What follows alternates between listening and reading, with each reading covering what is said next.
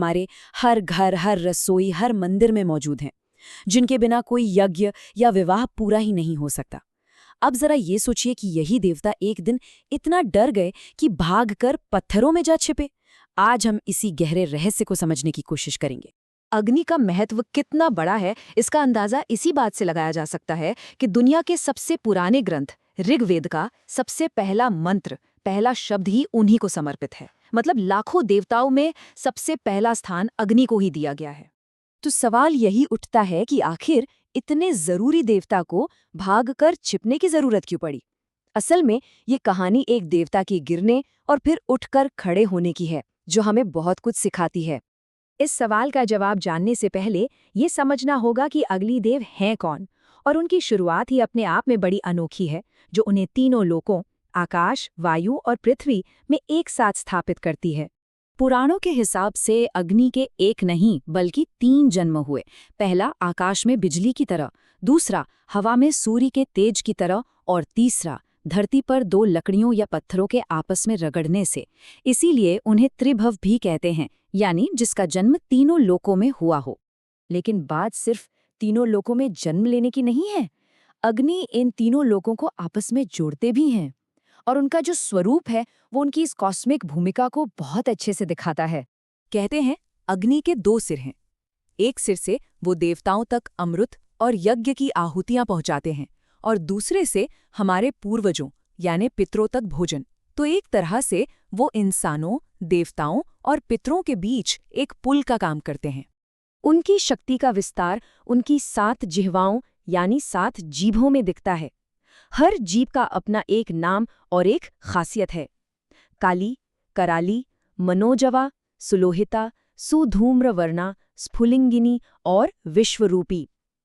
ये सिर्फ नाम नहीं है, बल्कि आग के अलग अलग रूपों की खूबसूरत पोएटिक डिस्क्रिप्शन है। अग्नि को जात वेद भी कहा जाता है। इसका मतलब है वो जो हर जन्मी हुई चीज के बारे में जानता है। वो हमारे हर काम, हर सोच के गवाह हैं। शायद यही वजह है कि शादी जैसे पवित्र संस्कारों में अग्नि को ही साक्षी मानकर सारे वचन लिए जाते हैं। तो अब तक हमने अग्नि की शक्ति और महत्व को समझा, लेकिन अब कहानी में एक बड़ा मोड़ आता है। एक ऐसा संकट जिसने पूरे ब्रह्मांड के संतुलन को ही खतरे में डाल दिया था। हुआ ये कि एक राजा ने लगातार 12 साल तक चलने वाला एक यज्ञ शुरू किया।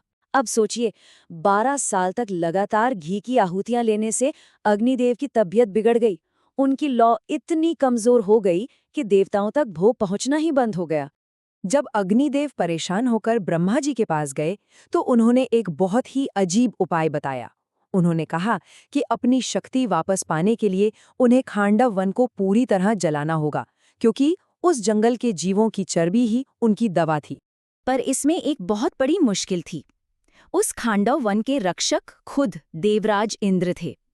उन्होंने अपने दोस्त सर्पराज तक्षक को वादा किया था कि वो उस जंगल की रक्षा करेंगे।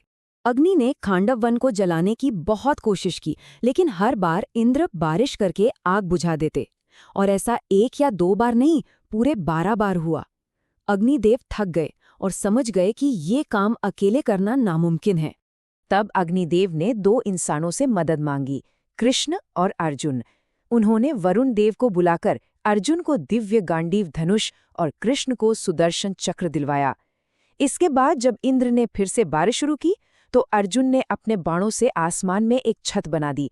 कृष्ण ने इंद्र की सेना को रोके रखा, और बस अग्नि ने पूरे वन को जलाकर अपनी शक्ति वापस हासिल कर ली। तो खांडव वन जलाकर अग्निदेव ठीक तो हो गए, लेकिन असली संकट तो अभी आना बाकी था। एक ऐसा संकट जो उन्हें शर्मिंदा कर देगा और छिपने पर मजबूर कर देगा। ये संकट आया महर्षि भृगु के एक श्राप के रूप में। हुआ ये था कि अग्नि ने सच का साथ देते हुए एक राक्षस को भृगु ऋषि की पत्नी का पता बता दिया था। इस बात से गुस्सा होके भृगु ने श्राप दे दिया, तुम सर्वभक्षी हो जाओगे। मतलब अब तुम पवित्र, अपवित्र, अच्छा, बुरा सब कुछ भस्म करोगे। इस श्राप से अग्निदेव को इतनी शर्मिंदगी हुई कि वो भाग निकले। पहले वो एक घने जंगल में एक पेड़ में जा छिपे। जब वहां भी उन्हें ढूंढ लिया गया, तो वो समुद्र की गहराइयों में चले गए, और अंत में जमीन पर पड़े चमक पत्थरों के अंदर जाकर छिप गए। आखिरकार ब्रह्मा जी ने उन्हें वहां भी ढूंढ निकाला। और उन्होंने जो बात समझाई उसने सब कुछ बदल दिया। ब्रह्मा जी ने कहा कि ये श्राप कोई सजा नहीं है, बल्कि यही तुम्हारा असली मकसद है। तुम्हारा काम सिर्फ जलाना नहीं, बल्कि हर चीज को अपने स्पर्श से शुद्ध करना है, चाहे वो पवित्र हो या अपवित्र। और अग्नि की यही शुद्ध करने वाली और रक्षा करने वाली शक्ति हमें रामायण की एक बहुत ही प्रसिद्ध कहानी में देखने को मिलती है, जहां उन्होंने एक गुप्त रक्षक की भूमिका निभाई थी। हम सब ने सीता की अग्नि परीक्षा की कहानी सुनी है और ज्यादातर लोग यही मानते हैं कि ये सीता की पवित्रता का एक इम्तिहान था। लेकिन क्या वाकई में ये एक परीक्षा थी? असल में इसके पीछे एक गहरा रहस्य है। वाल्मीकि रामायण के एक वृत्तांत के अनुसार अग्निदेव को पहले ही पता चल गया था कि रावण आने वाला है, तो उन्होंने असली सीता को अपनी ज्वालाओं में सुरक्षित छिपा लिया और उनकी जगह एक माया सीता यानी उनका एक प्रतिबिंब बना दिया। रावण असल में उसी माया सीता को हरण करके ले गया था। तो जिसे हम सब अग्नि परीक्षा कहते हैं, वो असल में कोई परीक्षा थी ही नहीं। वो तो एक तरह का मिलन था, एक रीयूनियन। अग्निदेव ने उस माया सीता को वापस लेकर अपनी सुरक्षा में रखी हुई असली सीता को भगवान राम को लौटा दिया। ये उनकी पवित्रता की परीक्षा नहीं, बल्कि उनकी सुरक्षा का एक अद्भुत उदाहरण था। तो अग्नि की इन कहानियों से आज हम क्या समझ सकते हैं?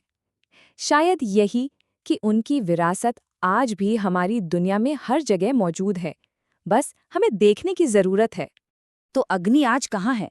वो उस चिंगारी में है जो आज भी दो पत्थरों के टकराने से निकलती है। वो शायद हमें यही याद दिलाते हैं कि शुद्धि और विनाश एक ही सिक्के के दो पहलू हैं, और कभी-कभी शुद्ध होने के लिए आग के दरिया से गुजरना ही पड़ता है।